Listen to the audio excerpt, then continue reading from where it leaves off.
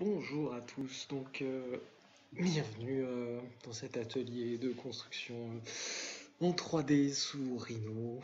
Nous allons construire le fauteuil Mushroom version ronde de Pierre Paulin, fauteuil emblématique des années 60, puisque conçu en 1959, avec des tissus spécifiques qui venaient de Suède. Des tissus stretch, puisqu'en France, nous n'avions pas de tissu qui permettait la fabrication de ce type de fauteuil, notamment avec des tissus qui permettaient d'une certaine élasticité qui donne ces formes qui nous intéressent, puisque nous allons essayer de les reconstruire avec Rhino. Donc, je vous ai simplifié un petit peu le travail. Voilà le fichier que vous avez dû récupérer. Vous avez normalement deux images, une vue de face, une photo du fauteuil vue de face, une photo vue de profil. À ça, j'ai ajouté, ce qui ne se voit pas sur les images, une section qui a été tracée géométriquement avec deux arrondis, deux arcs de cercle en bas et en haut. Et j'ai ajouté les cotes avec les versions, les cotations automatiques de Rhino. Nous avons donc un arrondi ici qui fait à peu près 4 cm, un autre qui fait un peu plus de 7. Et ici, la courbe ici est un rayon de presque 1 mètre, 90 cm. Et notez que l'assise est légèrement inclinée puisqu'elle est à 5 degrés. Et donc, ces cotes, il y a aussi les cotes en vue de face qui nous donnent la largeur hors tout et la hauteur hors tout du fauteuil, 90 cm de large, 64 cm de haut.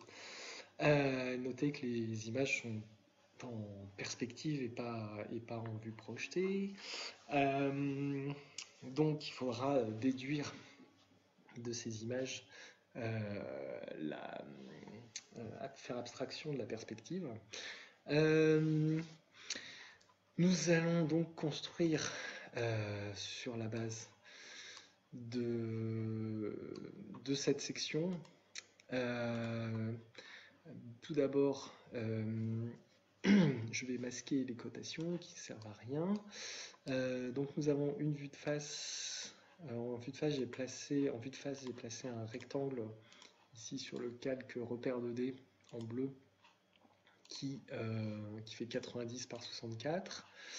En vue de droite, j'ai placé une section ici avec donc ces deux rayons, une droite pour faire l'assise et les pentes en fait qui rejoignent le haut du fauteuil avec l'assise, et un segment qui fait la longueur du fauteuil qui doit faire, je ne sais plus, je vais vous le dire, 52 cm. Donc sachant que c'est un cercle, nous allons commencer par placer ici un cercle sur la base de ce diamètre qui est placé. Donc à la limite on peut masquer les cotations et en se mettant sur le calque défaut, on va placer un cercle par diamètre en ayant bien les accrochages activés, et on va placer un cercle sur la base du départ du diamètre et d'arrivée. Donc voilà un premier cercle qui va nous donner qui va nous servir de repère. Ensuite, ce que nous allons faire, nous allons placer deux cercles sur la partie qui vont nous permettre de dessiner en fait les parcours de balayage sur rail, voilà, que nous allons faire pour faire la géométrie de ce fauteuil. Donc le premier cercle que nous allons placer, il va partir du bout de de cet arrondi ici, pour arriver au bout de cet arrondi ici. C'est le cercle qui va nous permettre de dessiner la partie, le demi-tore en fait incliné qui fait la forme principale, enfin qui fait la forme supérieure du fauteuil mushroom. Donc nous allons tracer un cercle de la même façon par diamètre qui partira de ce point-là et qui arrivera à ce point-là. Donc on le place comme ça, on vérifie bien qu'en vue de dessus c'est un cercle et qu'en vue de côté il est bien incliné, ce qui semble être le cas. Si c'est pas le cas, c'est que vous avez des options d'accrochage qui sont soit désactivées, soit mal activées, et auquel cas ça s'accroche là que vous ne souhaitez pas. Je vous incite à bien verrouiller le calque image pour qu'il ne soit pas parasite et qu'il ne fasse pas des accrochages parasites quand vous utilisez la fonction accrochage. Et donc voilà le premier cercle que nous allons placer. Et nous allons en placer deux autres. Un qui sera au niveau de l'assise elle-même, que nous allons placer bien sur le diamètre de l'assise qui, rappelez-vous, est incliné. Donc nous allons placer en perspective un cercle donc, par diamètre qui part de ce repère-là et qui arrive sur ce repère-là. Vérifiez quand vous l'avez placé que vous êtes bien, que vous avez bien un cercle en vue de dessus et en vue de profil un cercle incliné. Si c'est le cas, c'est bon. Si c'est pas le cas, il faut recommencer. Et nous allons placer un autre cercle qui lui définira en fait la partie qui relie le demi-tore supérieur qui fait le dessus du fauteuil avec notre assise, et c'est un cercle également qui va partir de l'extrémité de ce point, de ce segment ou de la fin de cet arc de cercle pour arriver à l'extrémité de ce segment ou à la fin de cet arc de cercle, ce qui est la même chose. Donc on reprend l'outil cercle par diamètre et on place un cercle à ce niveau-là sur ces deux points-là, en ayant toujours accrochage activé. Il faut que la fonction nœud, note en anglais, soit bien activée. On vérifie en vue de dessus qu'on a bien des cercles, en vue de profil on a bien des cercles. Alors vous pouvez, quand vous voulez vérifier quel cercle, vous pouvez cliquer dessus, ça l'active, il est en jaune, et vous pouvez vous mettre en vue de côté, en vue de dessus et vérifier que vous avez bien sélectionné une géométrie et que c'est bien de cette géométrie que vous êtes en train de contrôler, de modifier.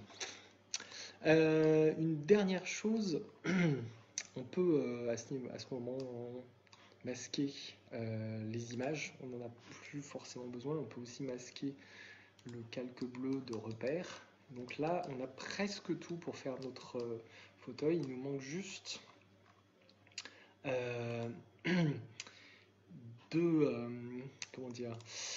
deux arcs, ici deux courbes qui vont relier, qui vont faire la partie basse du fauteuil. Si on se met en vue de droite, il s'agit de relier ce cercle-là ici par des courbes.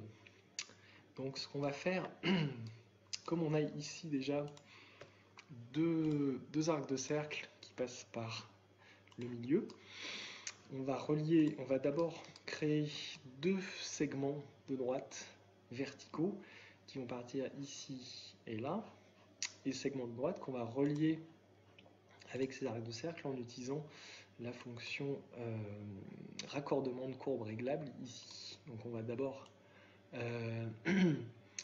créer des lignes.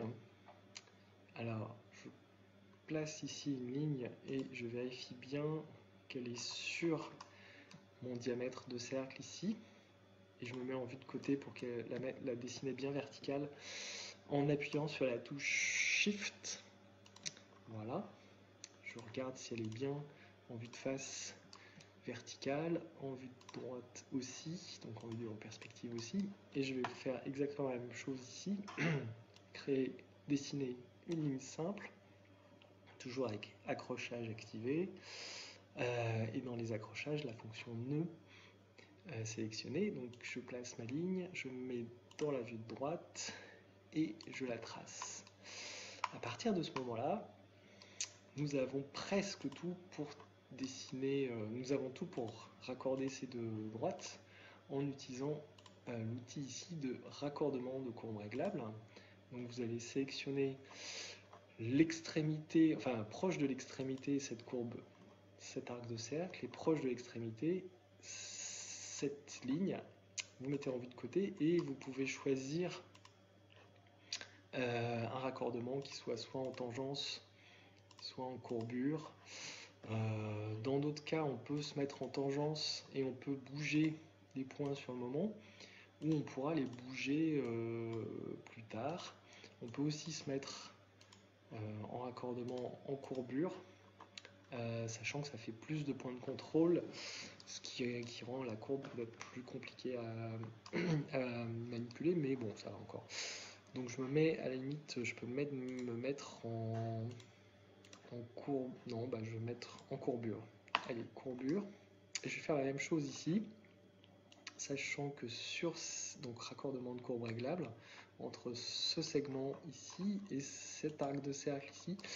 Alors là, on voit que quand on est en raccordement en courbure des deux côtés, ça se passe bizarrement ici. Donc, je vous conseille de soit vous mettre en tangence, soit si c'est pas assez, de mettre que un des deux côtés en courbure. Celui qui, si c'est comme ça, voilà, j'ai choisi courbure en bas et tangence en haut. Et voilà la courbe que j'ai. Je vais maintenant modifier cette courbe de sorte à avoir à peu près la forme que je veux. Donc je vais utiliser cet outil d'activation des points ici, qui permet, quand on sélectionne les points, toujours par la droite, sélectionné par la gauche, ça sélectionne toute la courbe, sélectionné par la droite, ça sélectionne le point, et vous pouvez bouger ces points-là et modifier la courbe en fonction de ce que vous voulez. Là, on n'est pas trop mal.